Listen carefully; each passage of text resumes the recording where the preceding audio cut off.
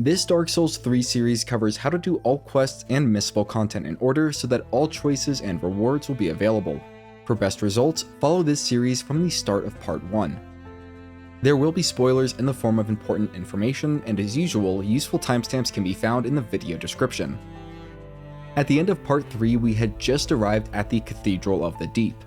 In Part 4, we will be covering important questlines to start or continue there before going to Farron Keep. Starting at the Cathedral of the Deep bonfire, we can find a small path immediately to our left. There is a hostile NPC guarding the Paladin's ashes, which can be given to the Shrine Handmaid. After grabbing it, we will proceed up the nearby stairs and down a dangerous and enemy-filled path to reach the Cleansing Chapel.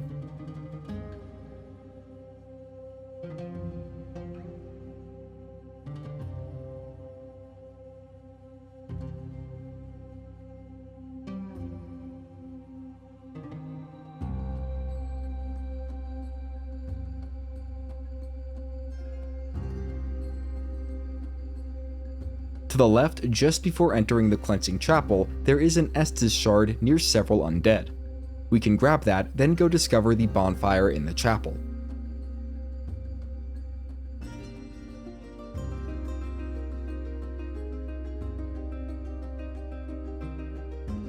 We will want to defeat any enemies following us before getting up to the bonfire, as there may be a friendly NPC nearby. The NPC, Slave Knight Gale, will only be here if we have the Ashes of Ariandel DLC installed. If that is the case, we can access the DLC by speaking with Gale and accepting his request. There is a terrifying but friendly NPC when we appear in the starter cave of this DLC, and we can run to the entrance of the cave to find the first bonfire here. This DLC has a recommended starting level of around 60. Because of that, we won't be covering it in this guide series until after completing the base game. For now, we can return to Firelink Shrine to give the Paladin's ashes to the Handmaid. We can then reinforce our Estus flask at Blacksmith Andre. In addition, Greirat should have returned from his pillaging by now, and he will be carrying new items in his shop.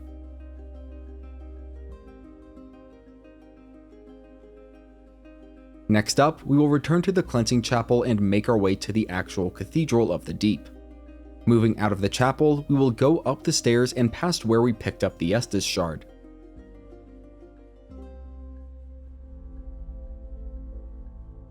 This will take us to a graveyard, and a short ways in, we can go down a small drop and along the following ridge to quickly reach the cathedral's exterior.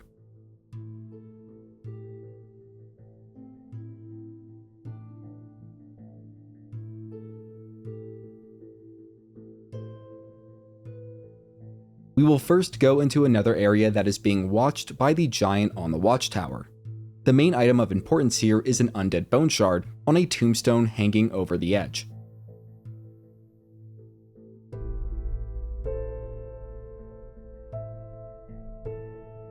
After grabbing it, we can leave the cemetery and move up the nearby staircase towards the cathedral.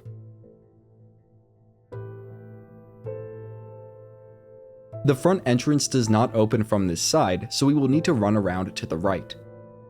There are lots of dangerous enemies on this path, so I recommend either dealing with them carefully or just running past all of them.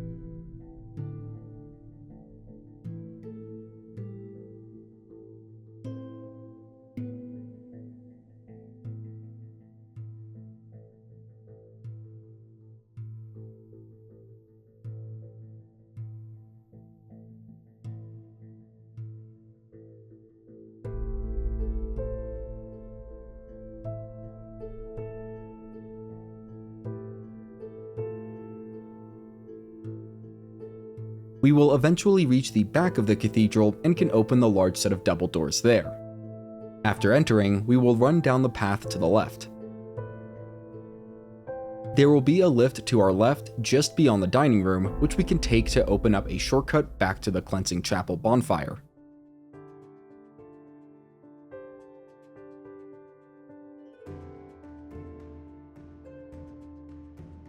We can make a quick trip to Firelink Shrine to burn our undead bone shard, then return to the Cleansing Chapel bonfire and go back up the shortcut lift.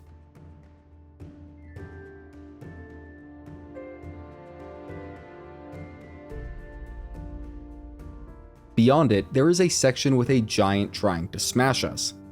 The one worthwhile item to pick up here is Lloyd's sword ring, which is on a body against the back wall near the midpoint. As a quick side note, I would suggest not killing either of the giants for now, as doing so may interfere with an NPC questline. Once we've made it past the giant, we can move all the way down the long staircase to reach a room with a chest mimic. Defeating it will get us the Deep Braille Divine Tome. Once again, this is a tome that we don't want to give to Irina, as doing so will lock us into the bad ending of her quest. Moving down into the congregation room, we can get another ring beyond the Cathedral Knight.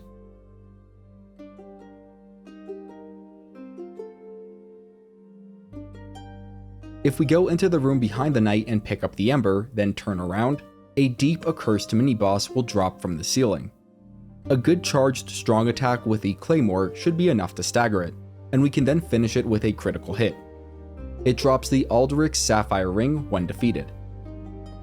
Exiting this chamber and going to the right will bring us to a waterlogged area of the cathedral. If we are embered, we will be invaded by Longfinger Kirk.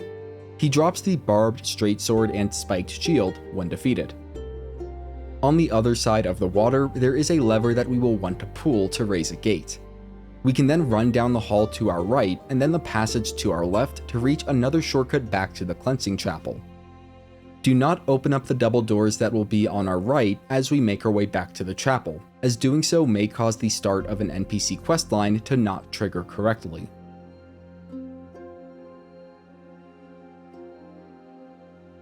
Also, if you have over 20,000 souls, I recommend going back to Firelink Shrine and buying the tower key from the handmaid, as we will be needing it soon. If you don't quite have that many souls, then I recommend saving up for now. Starting from the Cleansing Chapel bonfire, we will retrace our steps down that second shortcut. Again, we don't want to open the other set of double doors. Once we re-enter the waterlogged area, we can move out and to the left to find another lever that we will need to pull. This will raise a second gate.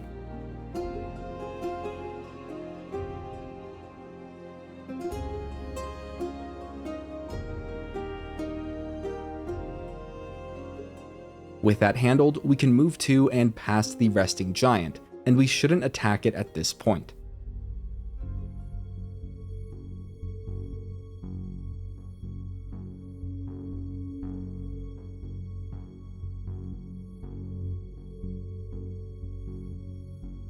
Ascending the stairs, we will go right at the one Cathedral Knight.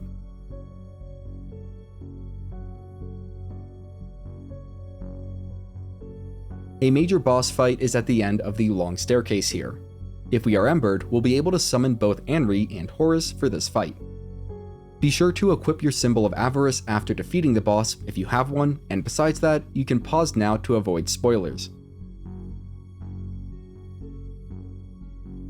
For everyone else, the Deacons of the Deep are impossible to defeat if you don't know the trick to it.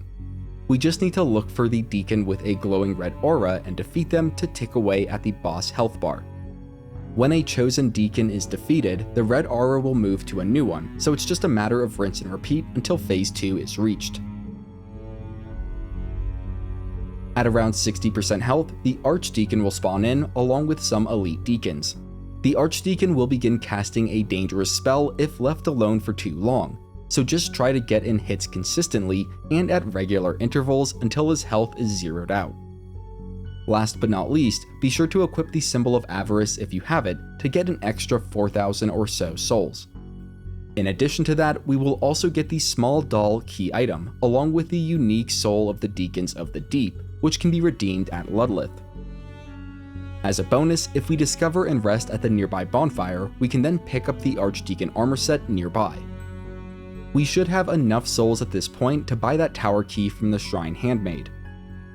Also, we will need an additional 15,000 souls for another quest in short order, so I recommend hanging on to any remaining souls. Next up, let's start another questline. We will begin at the Deacons of the Deep bonfire. After reaching the top of the stairs, we will go down the path to our right and take the lift up.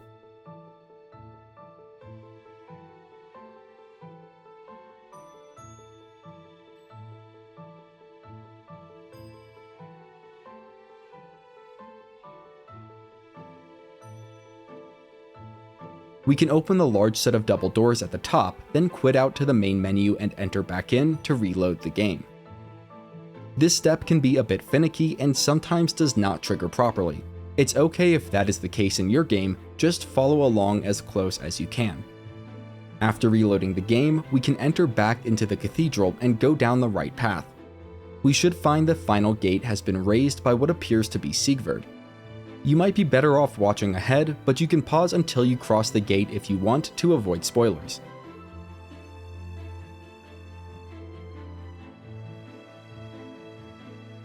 In any case, once we do attempt to cross the bridge, the NPC will reveal himself to be none other than Patches. The bridge will lower before we can get across, and one of the giants will come over to attack us. If you fought enough trolls or golems in Elden Ring, then the giant shouldn't be too difficult to take on. Also, if we equip the Symbol of Avarice quickly after defeating it, we will get an extra 2,000 souls, for 6,000 total. In addition, the giant drops a large Titanite shard when defeated. The other giant in this area is a little bit more difficult since it is standing in the muck and is surrounded by multiple smaller enemies.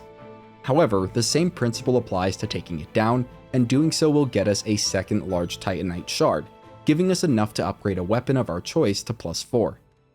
We can also pick up the Drang armor set here before moving back towards where the first giant initially resided.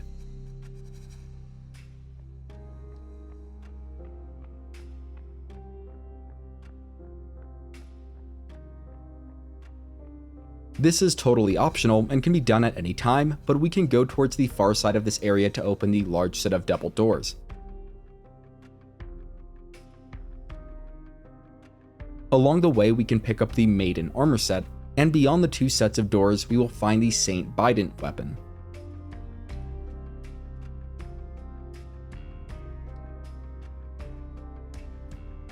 Next, let's go meet back up with our friend Patches. Starting at the Cleansing Chapel bonfire, we will go down the second shortcut path. This time, however, we will be going through that set of double doors to our left. After taking the lift up, we can walk out and along the tower edge to find a ladder, which we will then climb up. Beyond the lone Deacon, we can sprint or roll down to a strut and climb it to the Cathedral rooftop. Watching out for the Crossbow Cathedral Knight, we will move into the Cathedral and make our way across the support structures. There is a platform that we can drop down to, taking a survivable amount of damage. From there, we can drop down to where the gate/bridge would have taken us, had Patches not lowered it. We will want to be careful not to hit Patches as we dispatch the nearby enemy. We can then speak to Patches and say, "You know who I am," to get the Prostration gesture. If we speak to him, we will get a rusted coin, and we can also pull the lever here to raise the gate once more.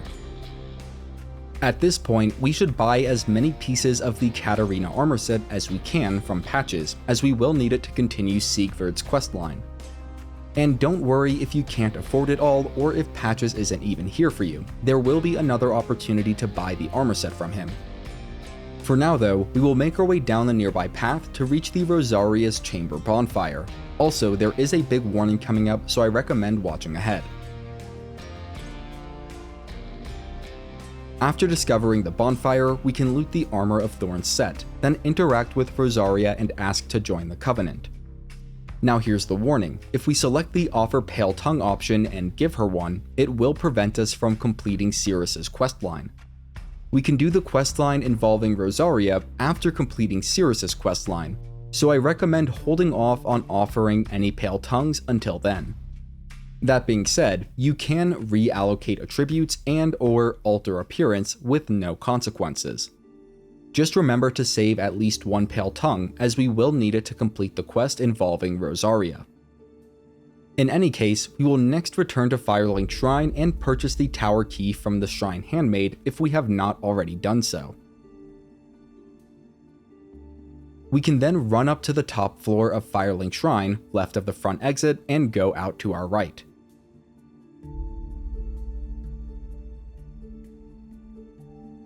We can use the tower key on the door at the top of the staircase, then climb up it. About halfway across the bridge that follows, we can drop down to the Firelink Shrine rooftop.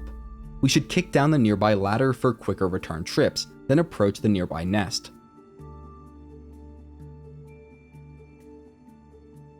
The crow here will serve as an exchange for certain items. If we leave a homeward bone in the nest, the crow will give us iron bracelets, but more importantly, we will also get the call over gesture.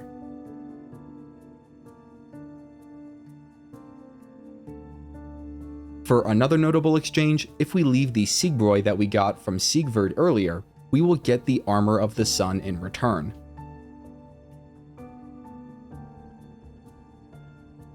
Finally, if we leave a Firebomb, we will get a large Titanite shard in return. A full list of these exchanges can be found online, and only one of each type can be made per playthrough.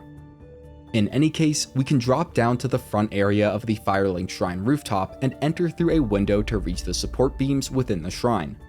There, we will find another Estus shard.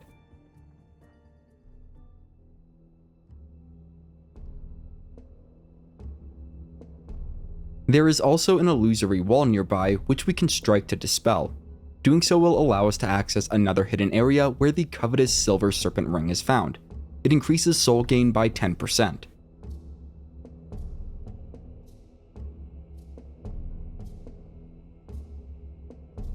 We can then make our way back up to the top of the tower, this time crossing all the way to the other side of the bridge.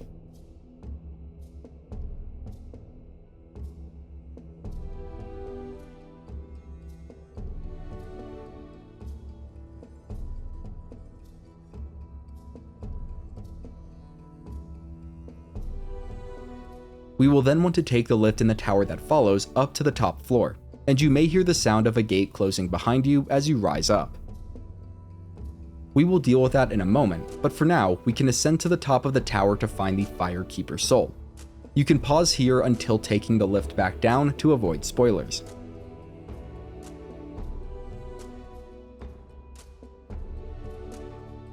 As you may have guessed, Patches is waiting for us at the bottom of the lift, and he's locked us inside the tower.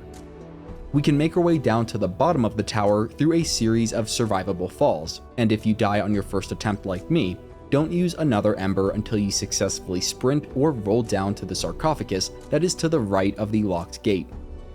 Going that way will allow us to grab the Firekeeper set, and we can then heal up before dropping the rest of the way down. We will find the Estus ring at the bottom, which is one of my personal favorites. In any case, we can open the one-way door at the bottom of the tower and return to Firelink Shrine. If we go back up the path to reach the tower key door, Patches should be residing in a nearby alcove that is to the left of the upstairs exit. If he is not there in your game, try quitting out to the main menu and loading back in, or otherwise travel away from the shrine and then come back. If you missed the step with Patches in the Cathedral, choose the Do Not Forgive Him option to get the Prostration gesture. We will also get a rusted gold coin. We should now be able to buy any remaining pieces of the Catarina Armor Set. In addition, if we select the Talk option for Patches, we should see the Horsehoof ring show up in his shop for 500 souls. Before leaving the shrine, we can find Anri and Horus near Ludlith, and speak to them for an update on where they are heading next. We can then reinforce our Estus flask and upgrade our weapon of choice to +4 at Andre. Watch ahead for this next part so that you don't accidentally mess up Yuria's questline. If we give Firekeeper Soul to the Firekeeper, she will gain the ability to heal our Dark Sigil. The cost increases with our hollowing level, and we definitely do not want to do it at this point. As mentioned before, healing the Dark Sigil will cause us to automatically fail Yuria's questline and be locked out of the Usurpation of Flame ending. Finally, sometimes when traveling away and back to Firelink Shrine, Patches will be found in his squatting position. Speaking to him while he's doing this will unlock the Patches Squat gesture. We just have one last quest step to complete. Going to the Cleansing Chapel bonfire, we can head out the main entrance and approach the water well to our right. In doing so, we should hear a call for help from Siegward. With his full set of Catarina armor, we should get the option to throw armor, ensuring that Siegward will escape and meet us in the future. Doing so will also get us the Rejoice gesture. Just to be safe, we should make sure to speak through all of his dialogue before leaving. As a quick bonus while we are here, we can go down the second shortcut path from the Cleansing Chapel, then jump down into the nearby pit to get the Poisonbite ring. The enemy here will coat us in leeches on a successful hit, and any source of light, such as a torch, will remove them. After grabbing the ring, we can then run out of this pit area and take a small roundabout path to return to the Cleansing Chapel bonfire. At this point, we are ready to go through Farron Keep. If you are having trouble or need any clarification on what was covered in this video, you can reach out to me in the comments where I will do my best to help. Farron Keep will be covered in part 5 of this series, which you can find over on my channel. And if you're new, consider subscribing. You're helping me feed my cat. Her name's Marshmallow. Have a great day. If you're here today, have a great Monday and a great week. And as always, thanks for watching.